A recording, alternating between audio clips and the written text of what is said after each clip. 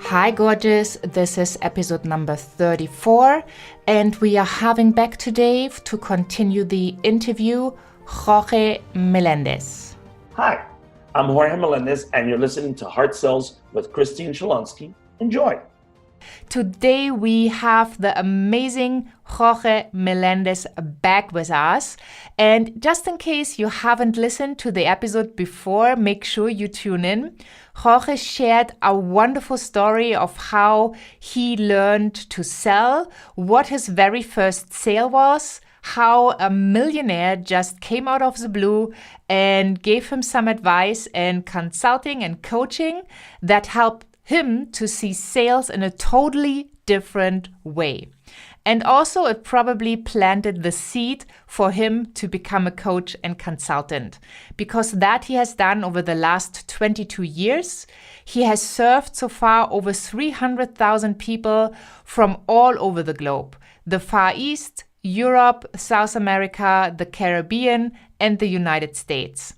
And in his coaching, he focuses on ontology. That is a study of the language to identify limiting beliefs that stanchions your growth. So he helps to define objective strategies and behaviors in order to achieve tangible, measurable, and sustainable results.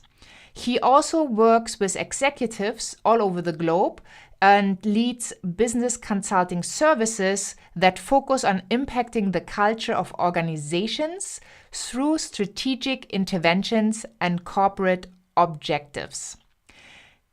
Clients include Banco Popular, Sun Microsystems, and IBM, to give you a few. And I'm super excited he's back today, because now we're gonna dive right in, and he's gonna tell us more about his philosophy of selling and also what he does to keep motivated, what kind of self-talk mantras he is using to manifest all the amazing things in his life.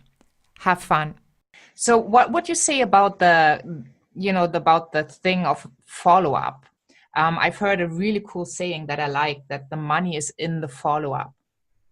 And I guess it depends a little bit on the industry, but what are your general thoughts around follow-up?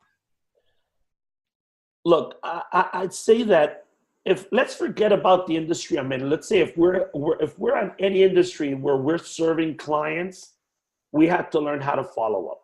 Why? Because clients are there to be served. And How is the best way to serve a client?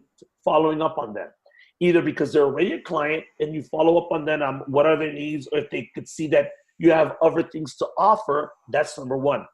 If they're a potential client, let's say they're a prospect in any way, shape, or form, you want to follow up on them. Why? Because sometimes you have to sit down and have a cup of coffee with a person 3 times before that person really gets who you are and gets what you're about. Because sometimes we think that we're so good at what we do. I remember a dear friend, Coach Amani, says, we think that we're legends in our own minds, and we're not. We got to get out of being a legend, and we have to come out and connect with people, and we have to get behind from this camera, and we have to connect with people and have a cup of coffee and listen to them and say, you know what? Whenever you feel that it's the right time for you, I'm here. And you have to put down and take notes. Like, if you see I have a board in the back, I call it my war room, where I write down the people that I'm following up every month. Plus, right now, how I'm going to systemize it. Because I think that sometimes the minute you go on social media, it's like we want to look professional, sound professional, attract professional. But sometimes it's in the detail that we have to be professional. And that follow-up, how are you connecting with people? How are you just letting them know, you know what?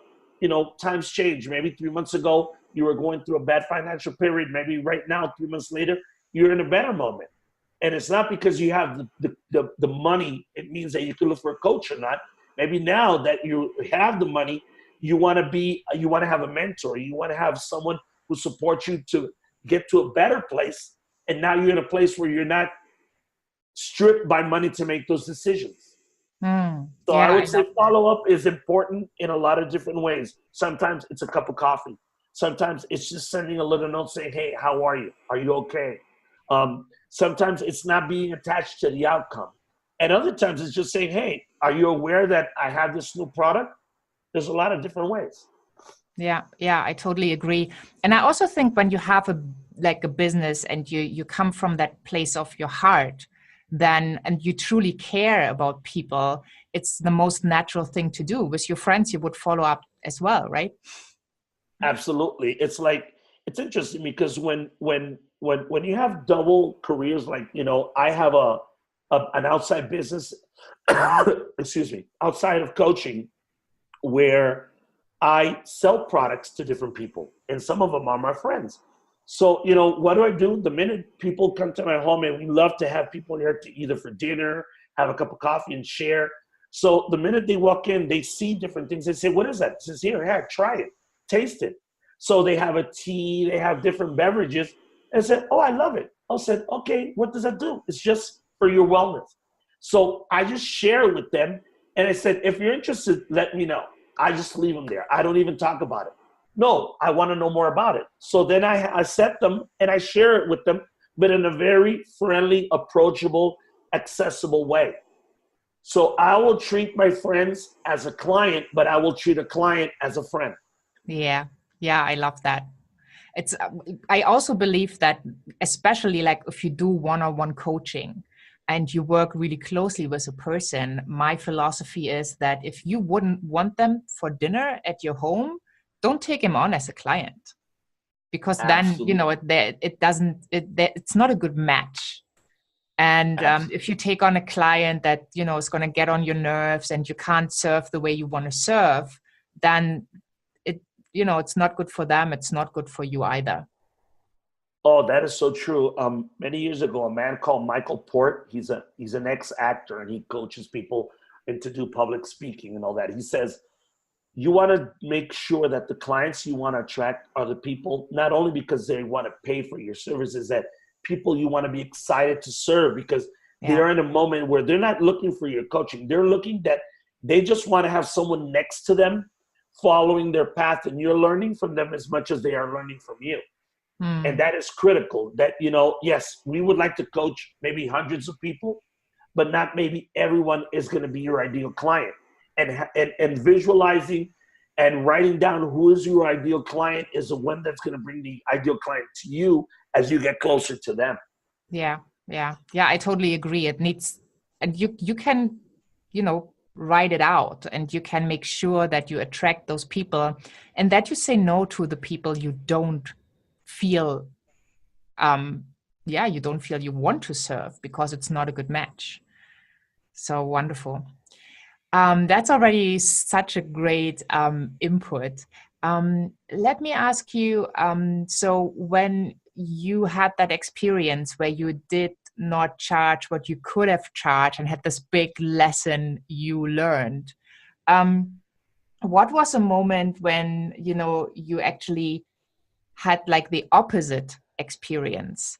You stepped up for yourself. You made sure that, you knew all the factors, and maybe you put yourself out on a little bit higher price or something, and then somebody said yes to it. Okay, I'm going to talk to you also of a very recent experience as a consultant.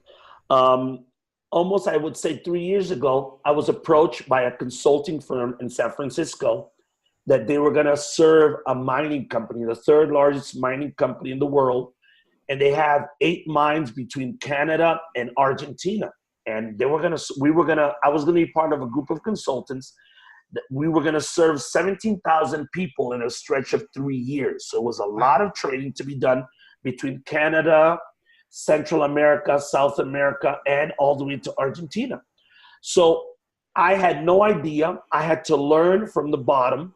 But as soon as we got to Latin America, they saw my eagerness and my willingness to learn, that I come up to the head consultant and said, Charlie, I feel that I could lead the project where we have a mining company where in Mexico, it was 2,500 employees that we had to train in 7 months, which was day and night.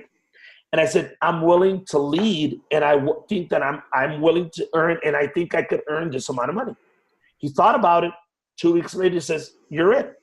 So I had just started. I had only been working for almost 6 months, only in Canada. When we start Mexico, I go from being a junior consultant to being the project manager of the project for a year. And it was doubling my daily salary. So it was great because I believed in myself. I felt that I had the knowledge. We were going to Latin America. And I felt that, I was really going to have a sense of ownership of the project. And I had created a great relationship with the 12 to 15 consultants that were going to be working in Mexico with us. So that was, to me, a great example of when you believe in yourself, you have to speak up. You got to tell the person, in a very loving but firm way, and let them know how you trust your abilities and how you're willing to be guided, but how you could play a bigger game. Yeah, wonderful. Well, thank you so, so much. So basically, believe in yourself, serve as good as you can, give it your all, put in your heart, and the right people will come your way. And, where success goes, money follows. Oh, yeah. And at the same time, you have to continue your own personal growth system. Even as the opportunity waits or it takes time for some of them to show up, you have to continue to at least read every day or listen to audios like the one they're listening to right now, or watch videos, things that are going to develop your mind, your spiritual growth, your personal growth, your mindset, and at the same time, your skill set. So you have to continue all the time to hone your skills and be ready, because the minute you get complacent, then you're going to come from a place of expectation and demand, versus when you continue to hone your skills, you're going to come more from a place of growth and learning and sharing. Yeah, yeah. And I think that's also what people want to see. They want to see that you keep growing, that you keep learning and developing. And if you have somebody like this as a coach, then they can always take you to the next level. Otherwise, at some point, your clients might, grow more than you do. And then, you're kind of losing the business as well. Absolutely. It's like right now I'm sitting down and I'm making my planner for next year. And I already have in the first trimester of 2019, at least 75% of the trainings I'm going to be doing as a participant, learning. Randy Gage has a speaker school in January in Miami. I'm going to be there. Why? Because I want to continue to develop my skills as a presenter. I'm going to be in another abundance training that I'm going to be doing, and not me as a student in Mexico. So I'm going to be in Las Vegas in another training in March. So the first thing I do as a speaker myself and as a coach is, how am I going to continue to grow and develop?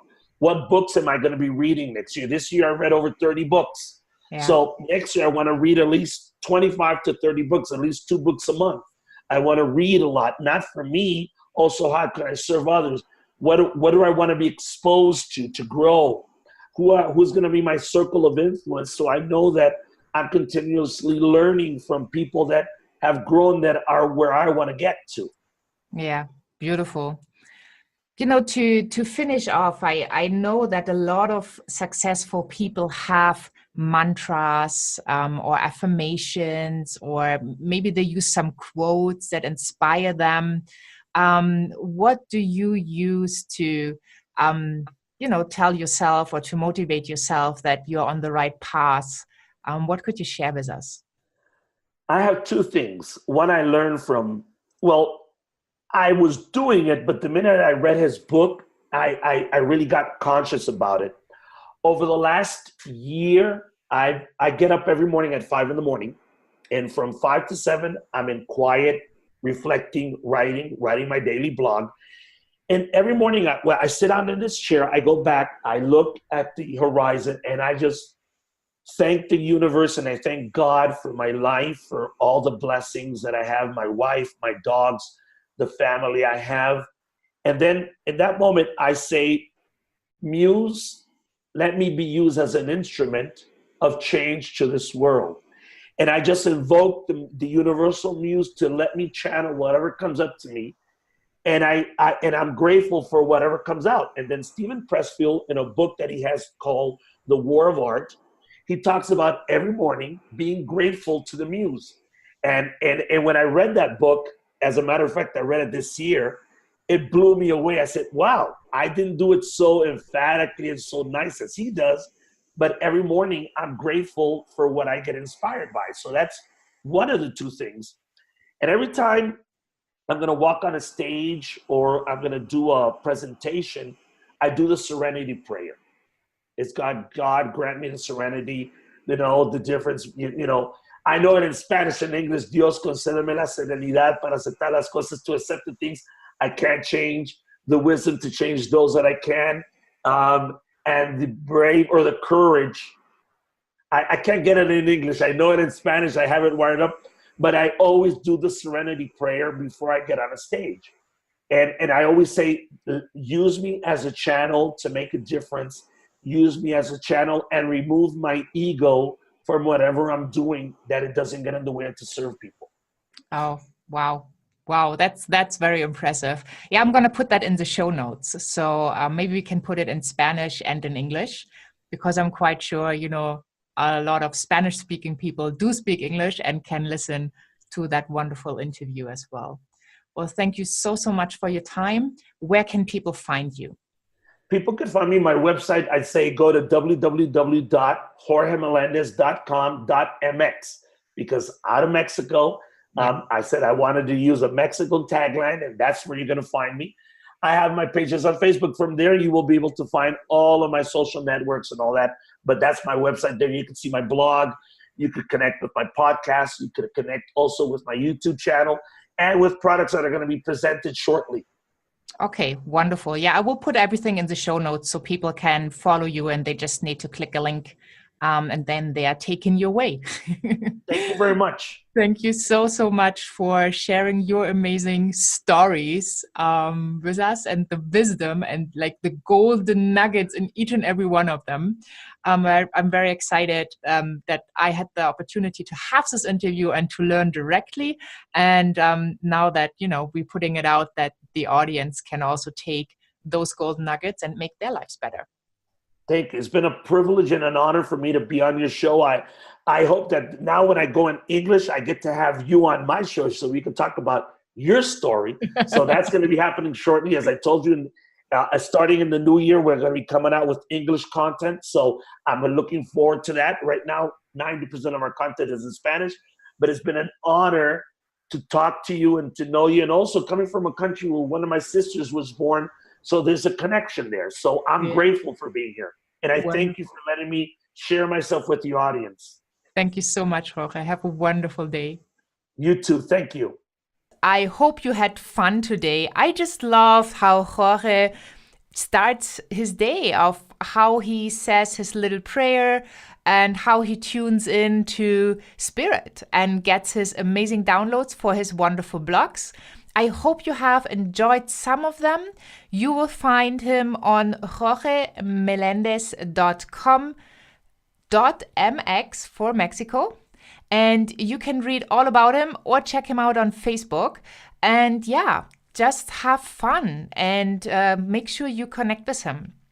So for the full show notes, the transcript, the episode himself, all the resources mentioned, as well as a little prayer in Spanish and translated into English, you need to hop over to christineschlansky.com, where you find the whole episode, including all this amazing stuff for you to support you on your journey to give more of your gifts to the world and to get well compensated as well. To help you with a mindset shift, I have created amazing sales journaling prompts that have helped me to create a lot of money and revenue in my life. And I would love for you to use them, to try them out, to shift your mindset from a sales mindset to a sales success mindset. And the journaling prompts, you can also hop on over to christineschlansky.com, join the Success Library, check them out there and directly download them, and then just use them. Pretty simple. Have an amazing day. Thank you so much for being here. Enjoy wherever you are in the world. And thank you for giving your gifts to the world. Bye for now.